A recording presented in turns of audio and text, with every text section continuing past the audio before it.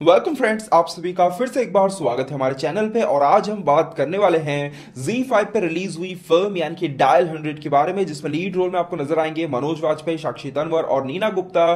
Film को direct किया है रेंसल डिसल्वा ने, जहां पर 1 घंटे 40 मिनट के रन टाइम के साथ आई ये फिल्म एक ड्रामा थ्रिलर फिल्म है, जिसके बारे में अगर मैं बात करूं इस फिल्म को देखने के बाद जो मेरा ओपिनियन बनता है उसे मैं अगर आपको एक लाइन में बताने की कोशिश करूं तो डायल 100 एक अच्छे खासे मॉरल मैसेज के साथ आई एक बहुत ही एवरेज फिल्म है, या फिर कहें ये फिल्म जो है काफी लोगों के लिए एक बिलो एवरेज फिल्म भी साबित हो सकती है। जो कंटिन्यूस रेगुलर इंटरवल पे बहुत ही ज्यादा थ्रिलर फिल्में देखते हैं उनके लिए ये जो फिल्म है एज अ थ्रिलर फिल्म कहीं पर भी बहुत ज्यादा इंप्रेसिव साबित नहीं होने वाली है। क्राइम करने वाले से बड़ा गुनहगार उसे छुपाने वाला होता है, ये मैसेज जो है, ये जो लाइन है, आपने काफी बार फिल्मों में लोगों के मुंह से काफी बार सुनी होगी। अगर क्राइम करने से बड़ा गुनहगार उसे छुपाने वाला होता है तो उसे सजा भी उससे ज्यादा ही मिलनी चाहिए।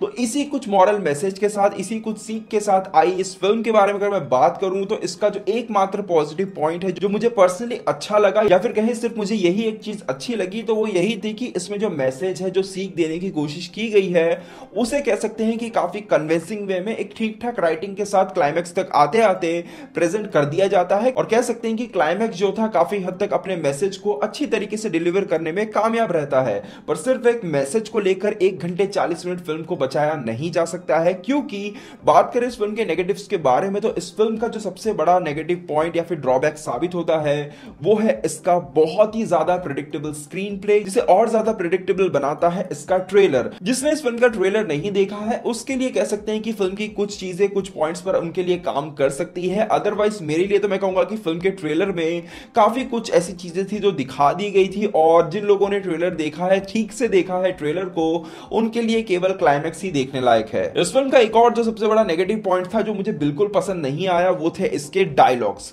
फिल्म की अगर सबसे पहली बात मैं बात करूं तो फिल्म की शुरुआत में हमें मनोज वाजपेयी और नीना गुप्ता के बीच में एक बहुत ही लंबी, तकरीबन 10 मिनट के आसपास की जो लंबी बातचीत है वो सुनने को मिलती है, जहां पर आपको केवल मनोज वाजपेयी के एक्सप्रेशंस जो है देखने को मिलते हैं और बाकी वहां पर दूसरी तरफ नीना गुप्ता की आवाज सुनाई देती है।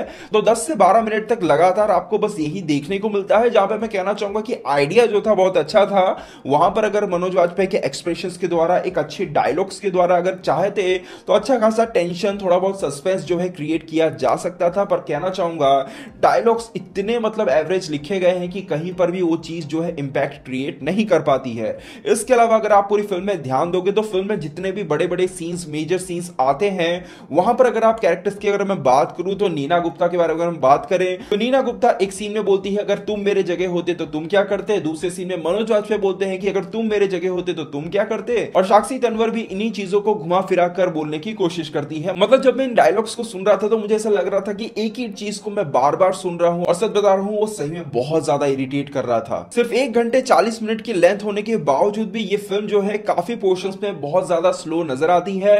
काफी सारे सीन्स जो है बहुत ज्यादा स्ट्रेच नजर आते हैं, और इतना स्लो पेस रखने के बावजूद भी, चीजों को इतना समय देने के बावजूद भी कहीं पर भी जो विक्टिम है उनको लेकर, जो सफर कर रहे हैं उनको लेकर किसी भी तरीके का जो इमोशनल अटैचमेंट है वो ढंग से क्रिएट नहीं किया गया है। जिसके वजह से कह सकते हैं ना फिल्म में आपको ढंग का इमोशन देखने को मिलता है, और ना ही अगर आप एक थ्रिलर फिल्म देखने बैठे हो तो वो जो थ्रिल का एक्सपीरियंस है वो कहीं पर भी आपको उस लेवल का होने नहीं वाला है। और आज के टाइम में इतनी ज्यादा थ्रिलर फिल्में बन रही है ना, तो इस किस्म की जो फिल्में है ना कहीं पर भी इंपैक्ट क्रिएट नहीं कर पाती है। फिल्म का बैकग्राउंड म्यूजिक ट्रेलर को देखते वक्त मुझे काफी अच्छा लग रहा था, पर फिल्म के अंदर कहीं पर भी उतना ज्यादा इंपैक्ट क्रिएट नहीं कर पाता है। बात करें कास्ट परफॉर्मेंस की तो यहाँ पर मनोज वाजपेयी, साक्षी तन्वर और नीना गुप्ता जैसे बहुत ही टैलेंटेड एक्टर्स हमें यहाँ पे देखने को मिलते हैं। मनोज वाजपेयी के बारे में अगर मैं बात करूं तो एक टाइप के रोल में ही वो हमें लगातार नजर आ रहे हैं, और कह सकते हैं कि एक ही टाइप के रोल को कोई भी एक्टर अगर बार बार करता है तो उसे उस चीज को करने में कोई भी दिक्कत नहीं होती है। और कह सकते हैं कि इस रोल को भी मनोज वाजपेयी ने बहुत ही आसानी से प्ले किया है, पर कुछ नया उनके कैरेक्टर में हमें वहां पर देखने को नहीं मिलता है। इसके अलावा बात करें नीना गुप्ता की तो नीना गुप्ता के बारे में कह सकता हूं कि उनकी परफॉर्मेंस सही में मुझे उतनी अप टू द मार्क नहीं लगी। जितने बड़ा नाम है, जितनी बड़ी वो एक्ट्रेस है, उस हिसाब का, उस लेवल का परफॉर्मेंस जो है वो यहाँ पे इस फिल्म में नहीं दे पाई है। साक्षी तन्वर के बारे में मैं बात करूं तो उनका काम फिल्म में ठीक ठाक है। कुछ इमोशनल सीन्स में उनकी जो परफॉर्मेंस है काफी अच्छी नजर आती है, जिनके लिए वो काफी माहिर भी है। तो कह सकते हैं कि परफॉर्मेंस वाइज भी ये जो फिल्म है कुछ बहुत ज्यादा एक्स्ट्रा ऑर्डिनरी प्रेजेंट नहीं करती है। तो ओवरऑल कहा जाए तो डायल 100 मेरे लिए पर्सनली एक एवरेज फिल्म साबित होती है, जहां पे कह सकता हूं कि इस फिल्म को अगर आप थ्रिलर थ्रिलर वगैरह के लिए देखने बैठते हो तो फिल्म कहीं पर भी आपको थ्रिल का एक्सपीरियंस तो नहीं करवाएगी।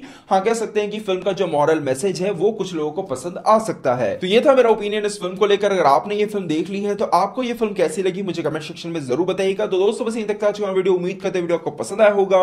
वीडियो पसंद वीडियो को लाइक जरूर कीजिएगा। मिलते हैं हमारे अगले वीडियो में, तब तक के लिए बाय बाय, टेक केयर।